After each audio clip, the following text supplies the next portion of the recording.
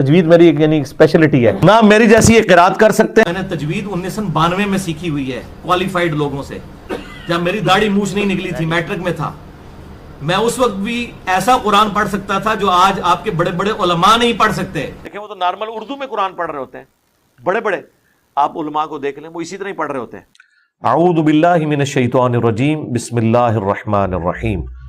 فلما ذهب عن ابراہیم الروع عن ابراہیم الروع فلما ذهب عن ابراہیم الروع۔ امام مسلم کا کوئی جانشین دیکھنا ہے تو ہمیں دیکھ لیں۔ فلما ذهب عن ابراہیم الروع روع نہیں ہے پتر، روع الروع، عن ابراہیم را کے الروع۔ اوپر پتر پیش نہیں ہے، زبر ہے، زبر۔ علماء اکثر قرآن غلط پڑھتے ہیں۔ عن ابراہیم الروع نہ میری جیسی ایک قرات کر سکتے ہیں۔ عن ابراہیم الروع الروع، ابراہیم الروع۔ را زبر و رو ہے، رو، را پیش و رو نہیں ہے۔ جس طرح پتر آپ پڑھ رہے ہیں اس طرح تو یہ واو آپ مدہ بنا رہے ہیں، جبکہ واو مدہ نہیں ہے، یہ واو لین ہے، لین۔ امام کعبہ بھی پروننسیشن غلط پڑھتا ہے۔ عن ابراہیم الروع عن ابراہیم آپ اس کو الروع۔ واو مدہ بنا رہے ہیں، واو مدہ نہیں ہے، یہ واو لین ہے۔